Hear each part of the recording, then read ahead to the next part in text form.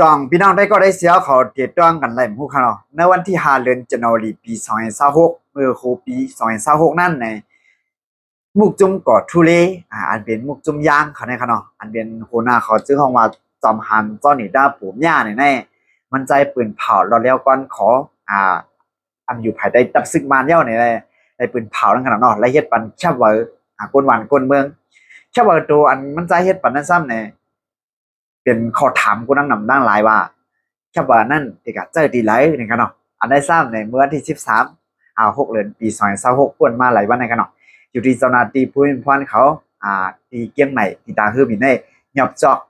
หยอบไหลกันเนาะหวังป้องมันมีเปลี่ยนเข่งไปกันอยู่นะลองตามมันมีจังหือเปลี่ยนจังหือในเขาขามาฮับถับยินกว่าจำกันกันเนาะได้เมื่อในก่อนถึงมาวันที่17 6 เดือนปี2026กันเนาะ วันที่13 6 เดือนปี2026นั่นในอยู่ที่เจ้าหน้าที่ผู้เห็นพรอันไปกดทัดเจ็ดกนเขาเมืองตีตาเครื่องมินตีเกมใหม่ในขนาดเลยกดทัดใจก้อนหนึ่งอันลูกตีนเมืองอเมริกันสีมาเนี่ยชอบเบอร์อันในได้ก็เขาได้เฮ็ดมาตีในเมืองอเมริกันในขนาดเบอร์ป้องมันได้เนี่ยตีมีอยู่อัน1 เห็น2 ปากเศร้าหาแคบเนี่ยทั่วผันในถุงปื้อ2 โค้งในนั้นเนาะเพราะว่าทั่วผันได้2 ปื้อ2 ถุงยาวก่อนในอยู่ที่เจ้าหน้าที่ผู้เห็นพรเขาได้ว่ามันผิดปักเปิงและมันผิดอันห้ามเขาอันโคขวางอันห้ามเขาในเมืองไทยนั่นขนาดเนาะเดบิเดเปียนเนอร์มาตรา166เลยดัง252เนี่ยครับนะในใดก็อยู่ที่เจ้าหน้าที่เพื่อนพ่อนเขาว่าเอามาในเขตอาณาจักรไทยอำไรในขนาดเนาะต่อผ่านก่อมไรเพื่อย่อเอาเข้ามาก่อมไรในขนาดนะเพื่อย่อในสร้างเงินแค่เบอร์ตัวเจ้าคือย่างอันเบอร์ป้องมันเหี่ยงไปในขนาดเดมีอยู่62,000 ปากไป14 บาทนะครับนะอันนั้นได้ก็มันก็พิสมัครถึงแสนเสียแล้วก็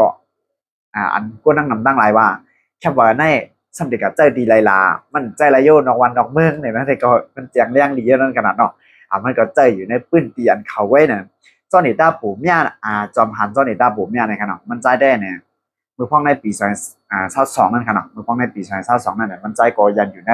ตับซึกยังเผิกเขียนอยู่ไว้ก็ว่ามันใจแน่เนี่ยในแคมป์ตายก้นเมืองเศร้าไป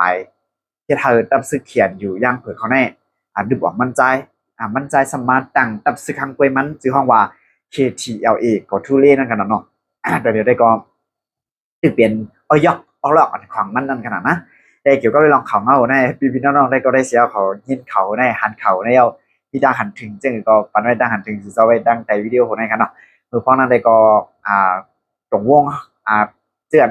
ติดตามข่าวก็ทุเรศนั่นได้ก็เป็นช่องไผ่ช่องเกื้องไว้ครับเนาะกำพองก็ว่าเลี้ยวว่ามันอยู่ภายใต้มานะกำพองก็ว่าอยู่ภายใต้มาแน่มไรล้อมันอมอยู่ภายใต้มาแน่มไรล้อวันหนึ่งเจ้าเตียงย่าหมากเนี่ยเธอได้ก็ไปยินข่าวเตียงย่าหมากไว้ก็ว่าปืนเตียนมันใจกุ้มกับมันได้ก็เขาว่าได้เมียวเมียดเมียวจักมันเว้ยเนี่ยแห้งก้นก็ผู้เมียมพวกในลายปากเว้ยนั่นขนาดเนาะเดี๋ยวได้ก็ใครลัดที่วัดอีกเกี่ยวๆมันได้ก็อันเป็นชาวบ้านมันใจเห็ดปันนั่นขนาดก็เป็นดอกวันดอกเมืองได้อัพใจอะไรกันนะอยู่ที่เจ้าหน้าที่เป็นพันตีเกมใหม่แน่ขุบ10ไม่เย่าเนี่ยครับเนาะอะไรก็ทหารสื่อจะมีดังทหารถึงสื่อจะมีจึงในก็ปันไว้ทหารถึงไว้ตั้งใจวิดีโอคนในกันเนาะมาซึ่งตั้งหมดตั้งเสียงค่ะ